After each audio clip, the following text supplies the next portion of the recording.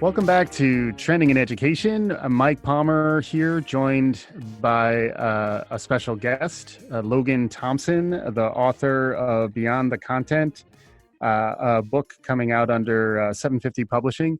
Logan, welcome to the show.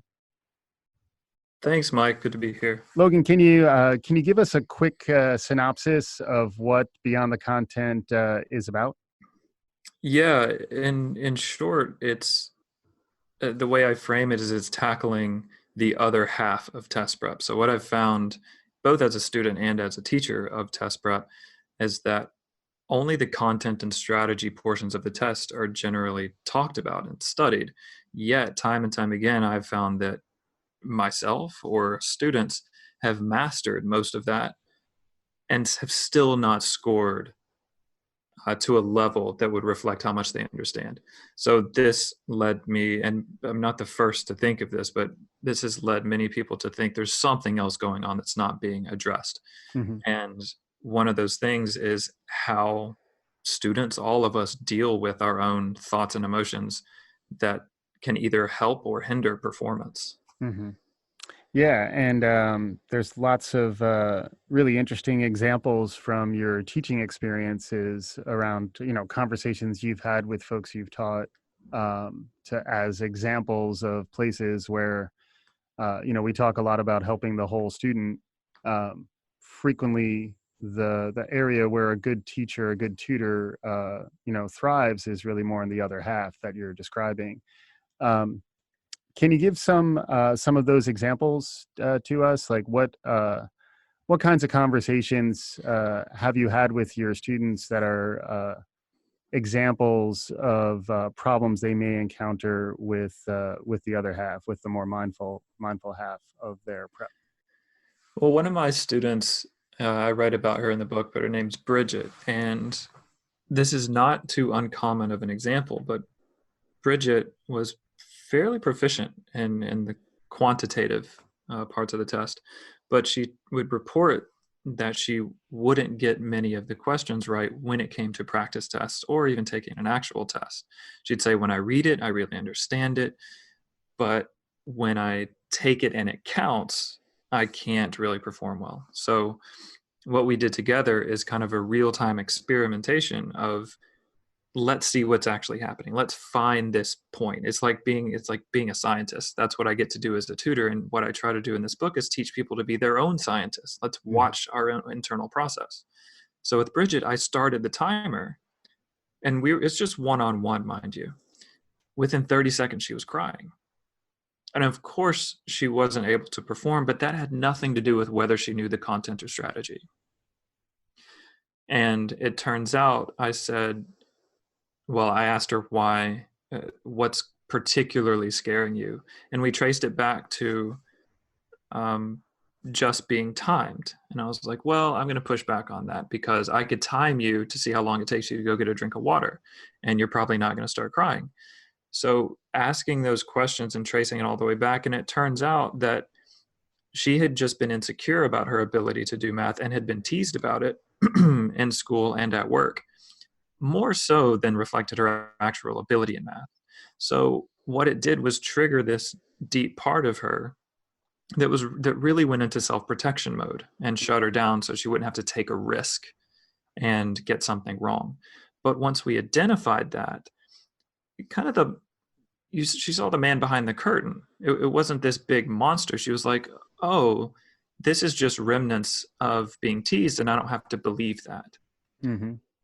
And as soon as we named it, of course, those feelings would still come up, but I gave her some techniques, which I talk about in the book, to name what's happening in the moment and just kind of set it aside. You don't have to make it disappear, but it didn't run her. It didn't control her anymore.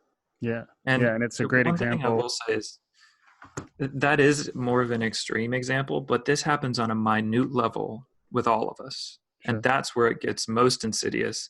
It's when we don't have big enough flags like tears, Right. because that's a blessing if our body reacts that much. But most of us have these tiny moments where we just have little resistances, and those add up to keep us from performing. Yeah, it's a great example, and there's many of these examples throughout the book, and they're they almost indicate that some of good teaching, good tutoring is almost like a therapeutic dynamic, or like a,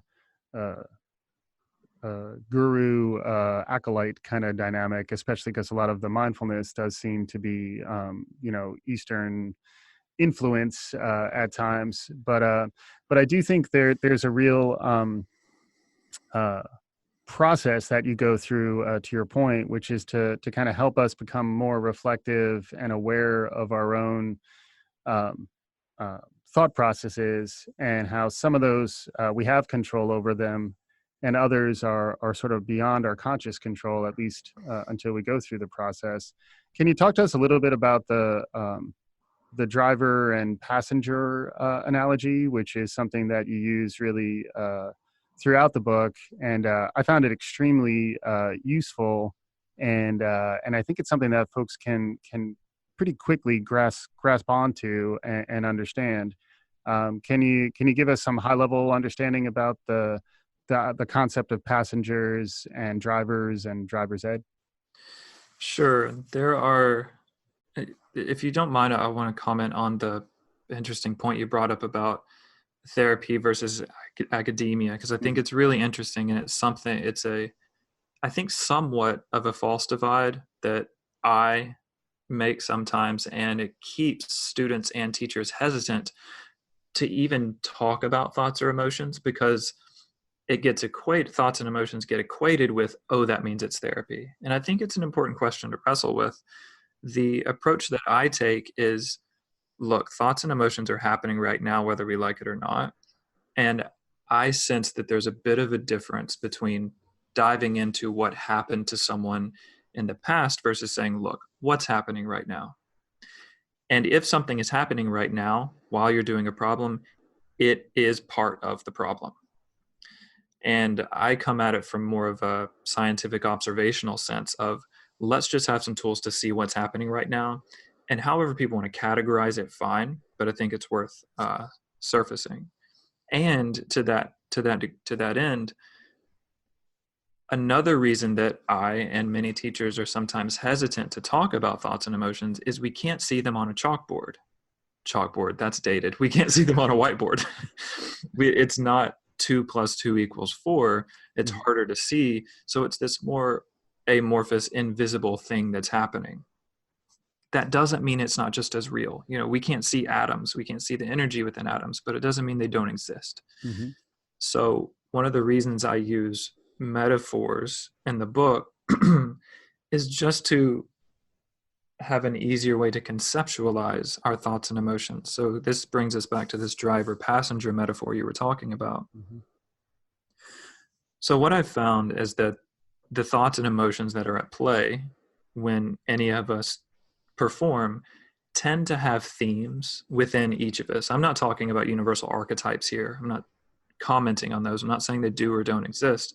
I'm saying individually, if any of us track a particular pattern of thoughts and emotions that happens when we're performing, we probably find several themes, maybe 5 to 6 that reoccur. And what I've tried to equip students with is the ability to say, okay, this theme, I'm going to give it a name, and I'm going to give it a persona. Now, this doesn't mean it's an objective truth. It's just a way to think about that theme.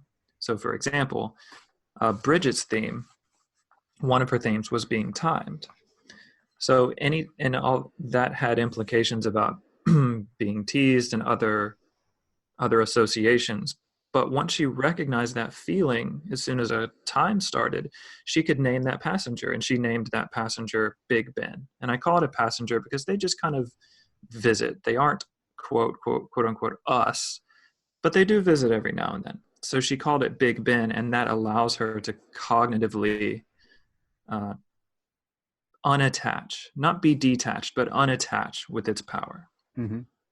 So we have several of these visiting us called passengers. And what I say is that passengers usually have messages that, if we take at face value, will be an obstacle to us. So Big Ben for Bridget will say, don't be timed, you're going to run out of time, you're going to fail. Mhm.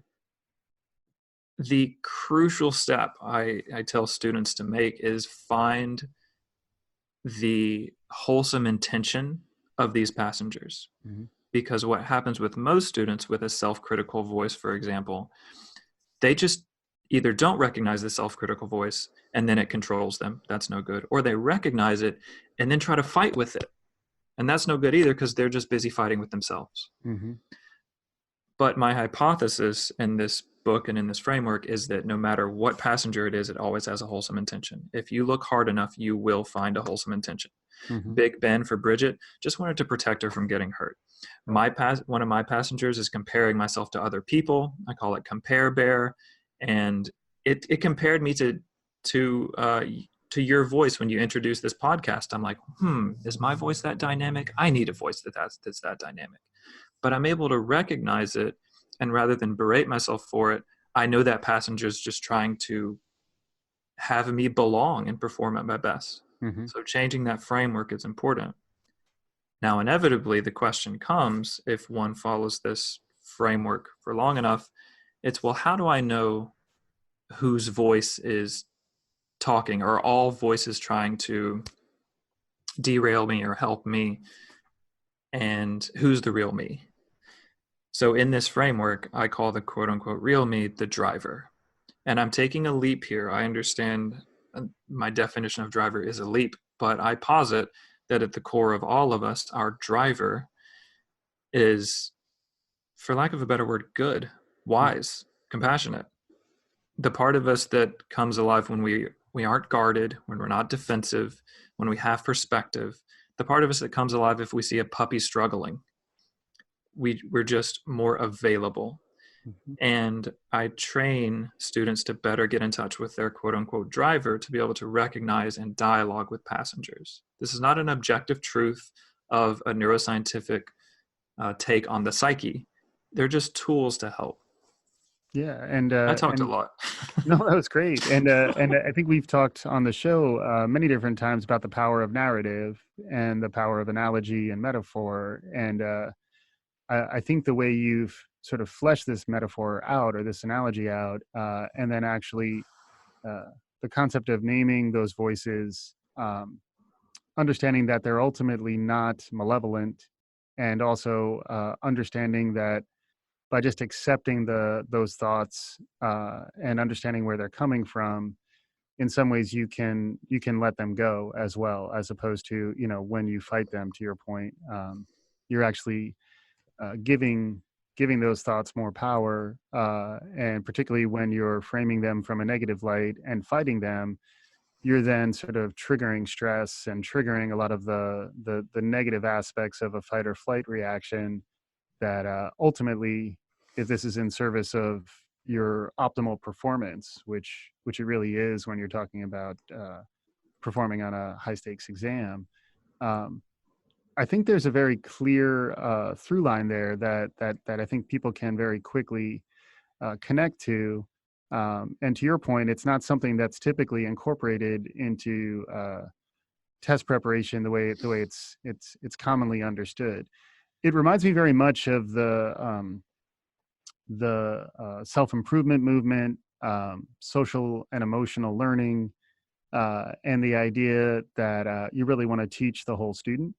Um, can you talk a little bit about those ideas and how they may or may not relate to really what you're going after in the book? Because it does seem also that these themes you're talking about, while they're specifically targeting test prep, they probably have broader appeal too. Like, because I imagine a lot of these themes are really around when I'm trying to perform, what kinds of passengers may get in my way. So, any thoughts on how to sort of extend this a little bit beyond test prep or anything that I just talked about?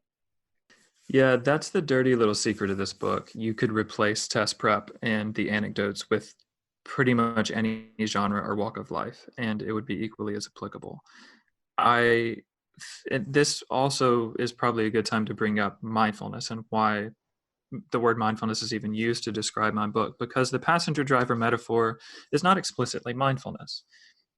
However, it's predicated on mindfulness, and it requires mindfulness to be able to even recognize what's happening and our own mind and body. Mm-hmm. So the passenger driver system is useless if we're not able to recognize who's, quote, driving our car at the moment, which was why mindfulness, which is mindfulness, what I describe as being aware of our own internal experience. And that our internal experience, of course, includes external because we're perceiving external, Mm-hmm. but it's just an awareness of a process that's happening. And cultivating that is a tool, and we can use it for any direction. Some people use it for purely spiritual direction of transcending what they see as the self or the ego, to become to lessen suffering to the nth degree.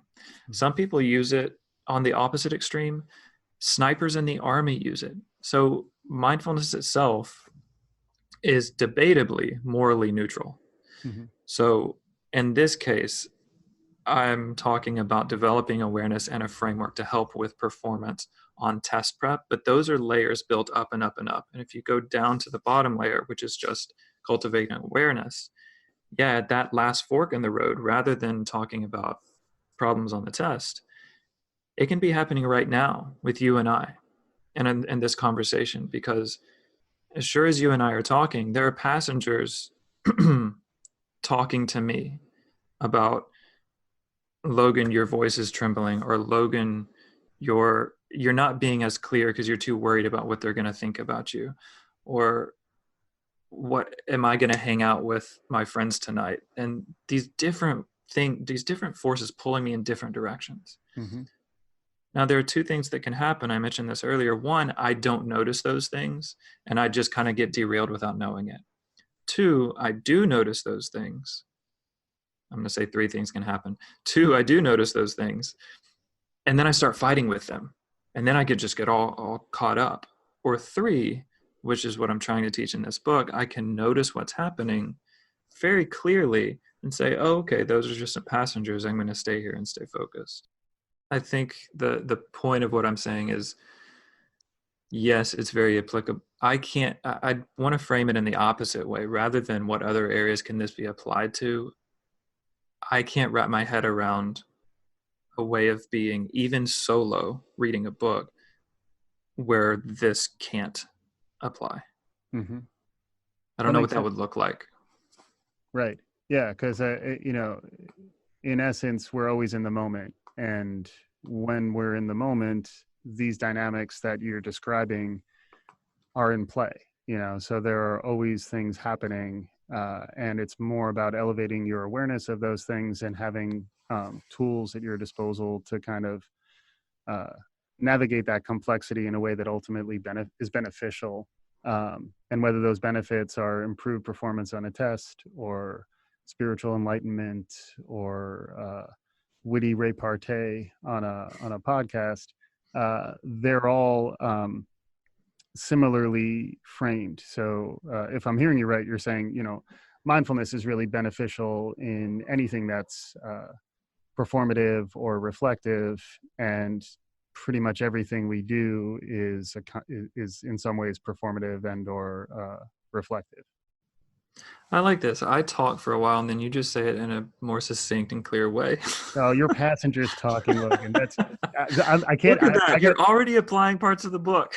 I have by the way, I drive a really large bus, and I have so Yeah. many passengers that I can't even keep track of them. So don't even worry about what's going on in your head, because there's a whole chorus going on in mine. But yeah, I mean, I will say on a personal level, the book did speak to me, not just as a test prep professional and someone who's taught for years, but as someone who's just trying to manage the complexity and the noise of life in the 21st century. I was curious about that too, because you did at times talk about your own experiences. I found it really fascinating when you were exploring what it was like to do a silent retreat. Mm-hmm. Are there insights that you sort of gained through your exploration of mindfulness that maybe are surprising, particularly if we're thinking about um, the the interruptive technologies, the screens that we live around, the ways in which, in many ways, life is progress or technology is sort of moving us towards more interruptions and more distractions. And then it does seem like in your life, you've sort of intentionally explored moving in the other direction, really away from some of those distractions. Can you talk a little bit about what that experience was like, and how it maybe informed the book, or just your practice?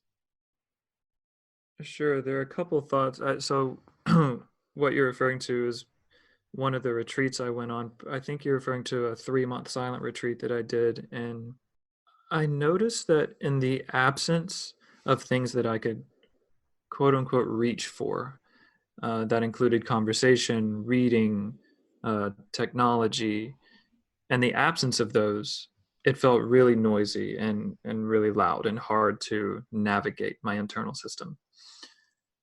And I found that I was just as stressed as I was when I had a bunch of forces acting upon me.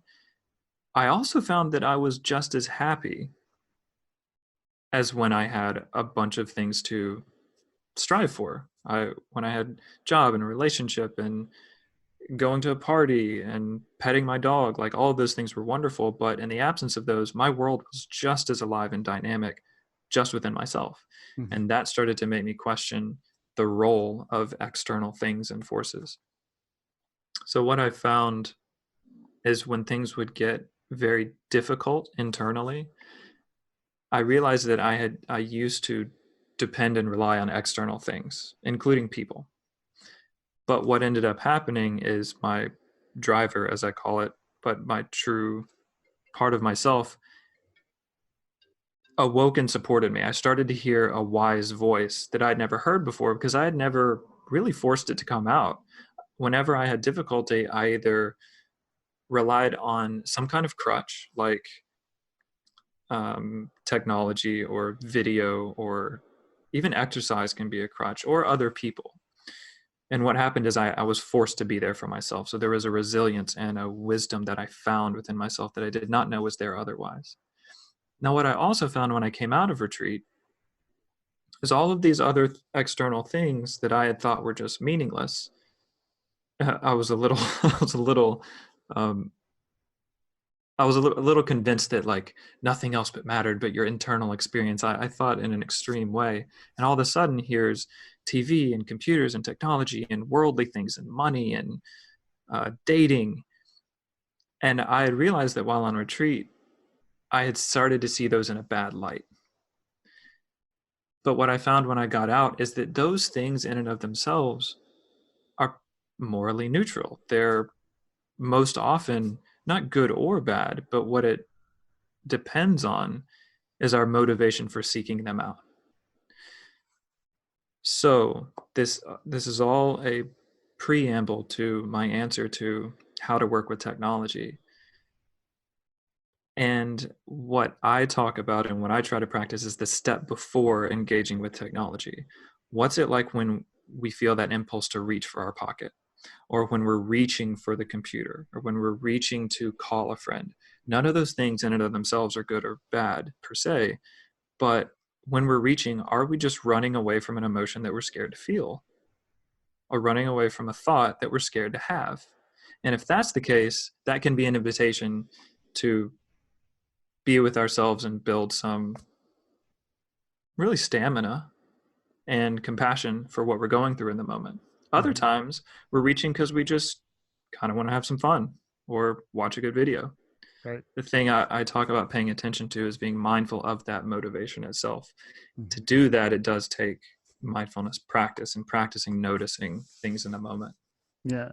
It reminds me also of the concept of intentionality as well. So, like when you are choosing to reach for your phone, you actually it's not a automated, it's almost like unconscious habit. Right. Instead, it's something that you are actually, I am thoughtful, I'm aware of what I'm choosing to do, and now I'm choosing to make that move, Mm-hmm. which I would imagine is helpful also to be sort of in that mindset when you are taking a test, so that every choice you're making, um, is something that you actually are aware of, as opposed to sort of allowing things to just um, sort of take hold and sort of in some ways it's an interesting mix of, you know, losing control but also maintaining it at the same time. Like, you need to be able Sure.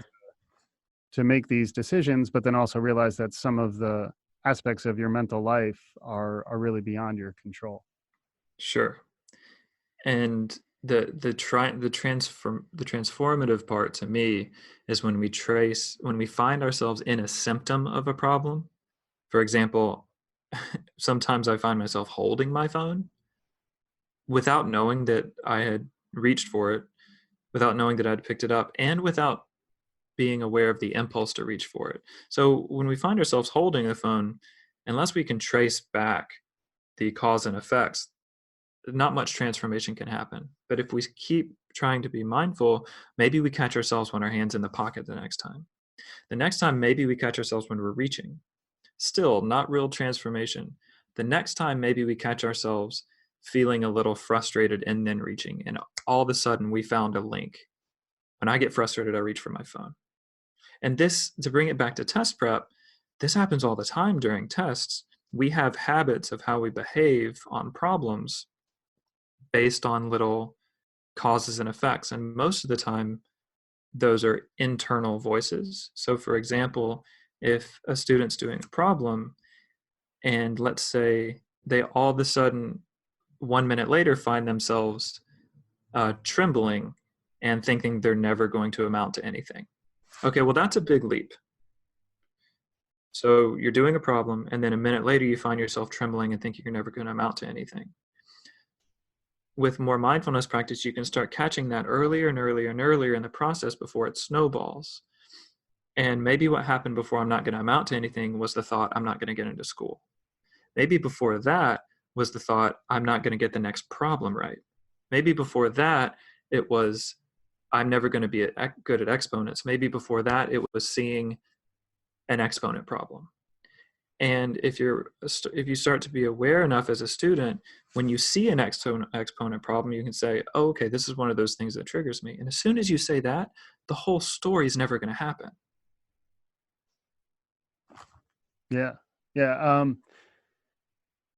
Shifting gears a little bit, you know, I mentioned briefly the whole child approach to teaching, and we've talked also about the whole teacher uh, approach to really transforming education, like thinking about the challenges and the stresses of being an instructor. Particularly, one theme we've talked a lot about is just some of the problems around K-12 instruction and some of the things that have been happening.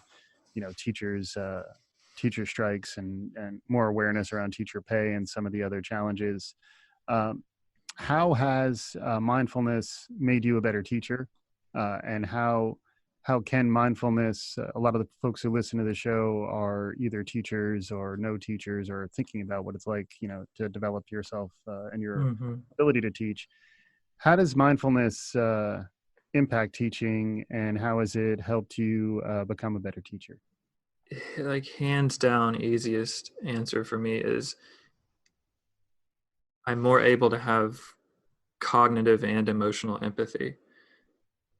And to me, I don't know how to be an effective teacher. I've not seen effective teaching if a teacher can't really get where a student's coming from. Hmm.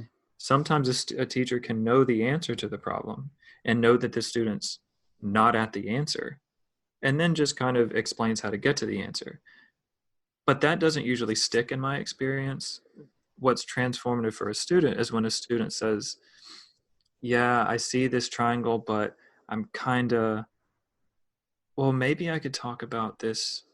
And you start to see them kind of wonder and struggle.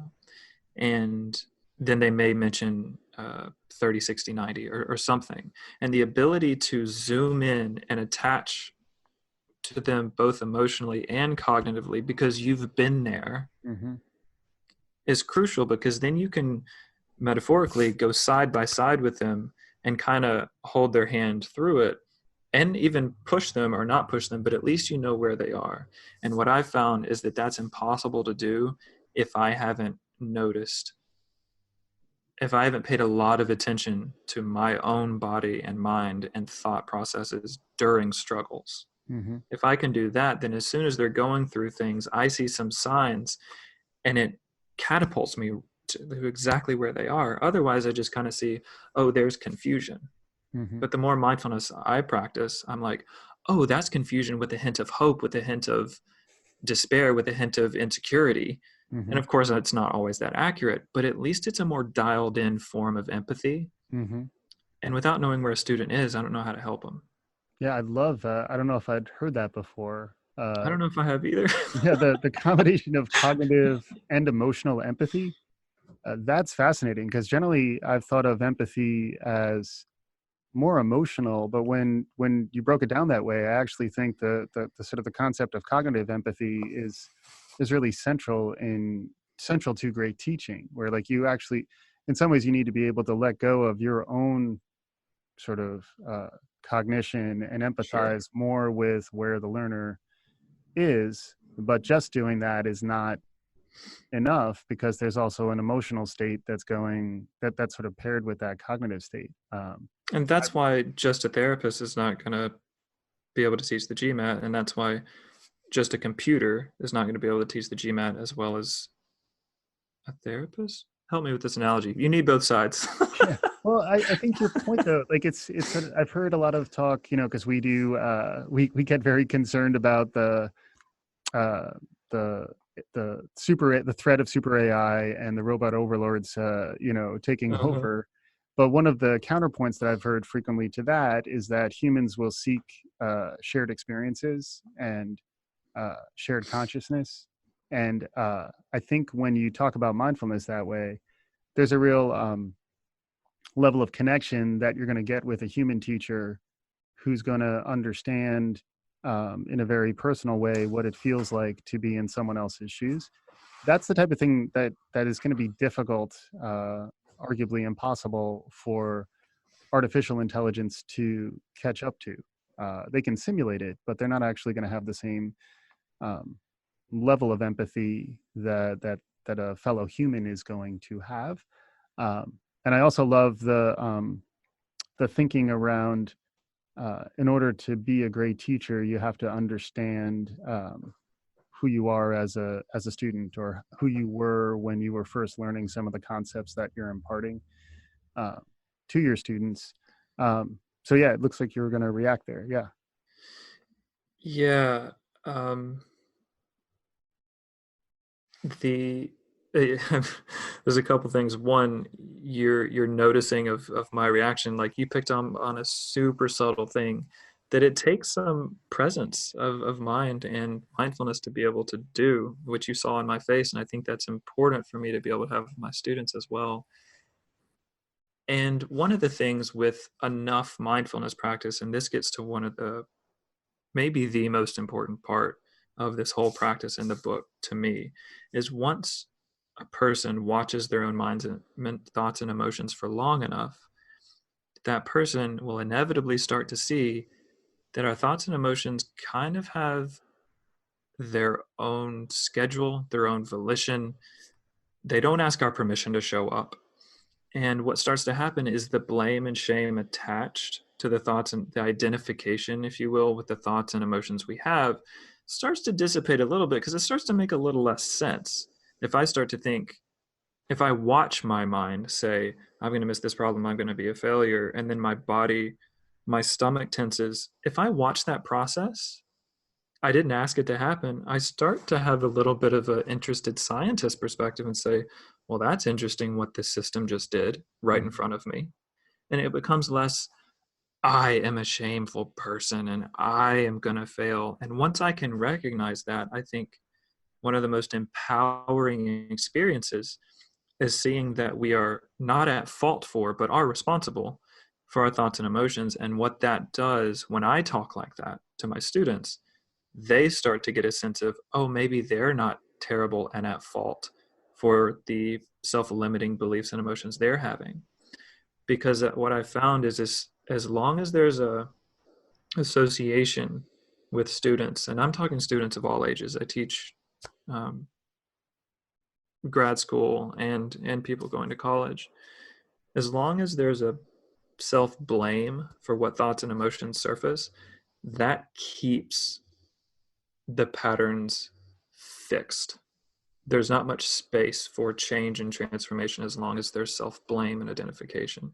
So one of the things that's helped me as a teacher, or helped me be a better teacher, is seeing that my thoughts and emotions kind of happen on their own, so I can talk about them that way. And that also helps me see students who are, quote, anxious people or, quote, pessimistic people. I don't see that as a whole package deal. I just see it as a person where pessimism happens to be a visiting passenger. Mm-hmm. So if I can see them, they know I see them as a full person that just has some visitors Mm-hmm. that we can work with. Yeah. Yeah. Fascinating conversation. Clearly, we could go on, but I think we're getting close to the end of our time with you today. Would love to get you back, and I'm curious how our listeners are going to respond. I imagine they'll be calmer and more present after this podcast. So I think that's what we would hope for. Um, if folks want to learn more about you or mindfulness, if they want to find this book, what's any recommendations for folks if they want to? First off, the name of the book and Mm-hmm. where folks can find it. I believe it's dropping like when this show is going live too. Yeah. It's super timely. So can you just remind us the name and if folks are interested, where they would go? Yeah, as you're hearing this, I think you'll be able to search Beyond the Content by Logan Thompson on Amazon and find it. And at least right now, I have a SoundCloud page. I think you can just SoundCloud Logan Thompson, Mm-hmm. and there are 7 free 15-minute guided mindfulness practices. Oh, that's great. That's not It wasn't done at the same time as the book, but should be up when you hear this. Awesome. Yeah, and we'd love to figure out other ways to get more folks exposed to your thinking because it's been a really powering through the book and then trying to keep up with you in this conversation has certainly been illuminating for me and I imagine folks really do benefit from more exposure. So Logan Thompson, thanks so much for being on Trending in Education. And for our listeners, we'll be back again soon. And follow us on Trending in Education on Facebook and on Twitter. And in your mindful practice, think about Trending in Education.